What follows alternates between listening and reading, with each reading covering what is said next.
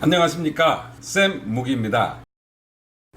참 예쁘게 방송을 하는 덕자라는 BJ와 MCN과의 계약 때문에 힘들게 만들어 온 방송을 중단하는 초유의 사태가 발생했습니다. 유튜버나 BJ를 연예인이라 직접 말하기는 쉽지 않겠지만은 연예인과 상당히 유사한 면이 많다고 하겠습니다. 먼저 연예계를 살펴보면 화려한 연예계의 이면에 숨어있는 노예계약, 이런 것들은 이미 여러 차례 사회 문제화 된 적이 있습니다. 인기 아이돌 그룹 동방신기에서 탈퇴한 JYJ, 시아준수와 이우천, 용재중 등 연예인들이 엔터테인먼트사와의 노예 계약을 문제로 삼아서 해당 엔터테인먼트를 떠났습니다. 전속 기간을 계약 체결 뒤 13년 또는 데뷔 후 10년으로 한 게 이게 사실상 정신적인 계약이기 때문에 많이 부당하다는 것입니다. 동방신기 문제를 계기로 연예인 노예 계약이 사회 문제로 많이 논란이 되었었습니다. 이러한 불공정 계약 같은 것들이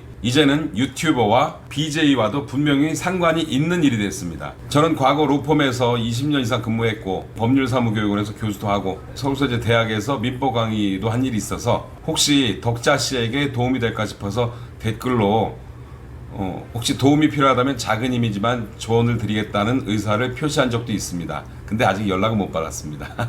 MCN이란 다중 채널 네트워크라고 얘기를 합니다. 다중 채널 네트워크는 멀티 채널 네트워크라고 부르죠. 그리고 이걸 줄여서 MCN이라고 부릅니다. 인터넷 방송계의 SM이나 YG, JYP 같은 엔터테인먼트사 역할을 하는 게 인터넷 방송계에서는 MCN이라고 할 수 있겠죠. 이 턱형이라는 BJ가 설립한 ACCA 에이전시도 MCN 중에 하나입니다. 어쨌든 현재 덕자씨와 불공정한 계약의 문제라고 알려지고 있습니다.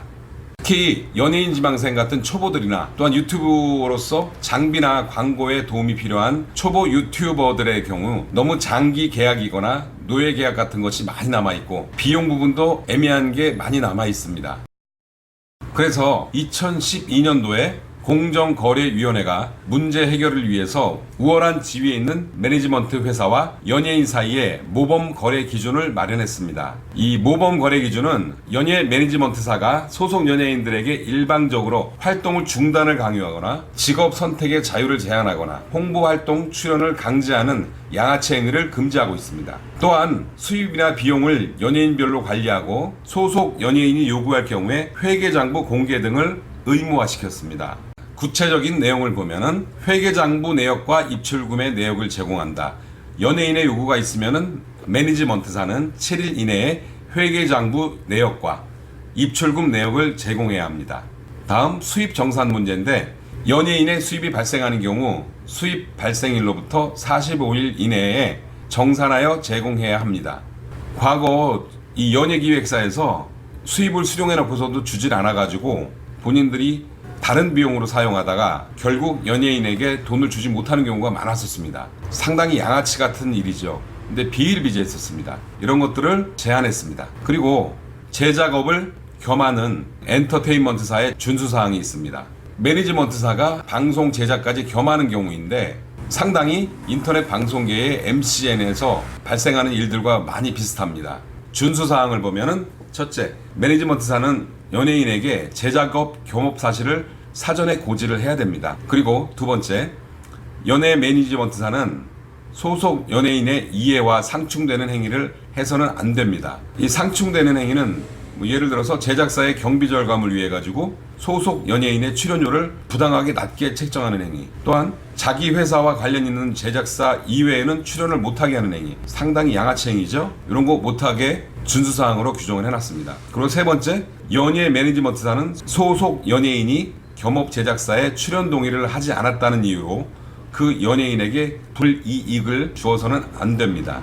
예를 들어서 자기가 제작하는 영화나 방송에 출연 동의를 하지 않았다고 해가지고 계약 조건을 일방적으로 변경 안 시킨다든지, 또한 동의하지 않았다는 이유로 다른 소속 연예인과 차별 대우 등 부당한 대우를 하는 경우, 이런 것들 안 된다는 것입니다.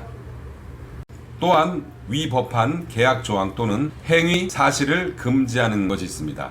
연예인의 연예 활동에 대한 의사결정 및 직업 선택의 자유를 지나치게 제한하는 행위, 자사의 홍보 활동에 무상 또는 강제로 출연하게 하는 행위, 사전 동의 없이 계약 당사자로서의 지위, 권리를 일방적으로 팔아버리는 행위, 저작권 등에 대한 권리를 무조건적으로 매니지먼트사에 귀속시키는 행위.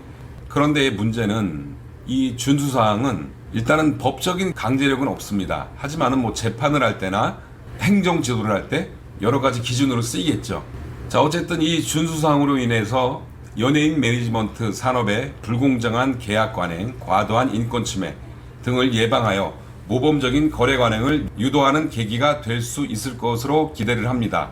그런데 MCN이 과연 연예인 매니지먼트 회사라고 할 수 있을까? 지금까지 연예인 매니지먼트사에 대한 특별한 정의는 없어 보입니다. 하지만은 방송 출연하는 BJ와 다수의 시청자를 상대로 하는 유튜버들 역시 연예인이라 할 수 있을 것 같습니다. 또한 이들을 발굴하고 채용하는 MCN 역시 연예 매니지먼트 회사에 준하여 평가할 수 있다고 보겠습니다. 앞으로 어떤 방식으로 덕자 씨의 소송이 진행될지 모르겠지만은 분명히 경찰이나 검찰이나 법원에서도 이 공정거래위원회의 기준을 반드시 참고할 것이라고 생각합니다. 부디 덕자 씨와 같은 좋은 유튜버들이 손해를 보지 않는 깨끗하고 공정한 유튜브 시장과 다중 매체가 되었으면 좋겠습니다.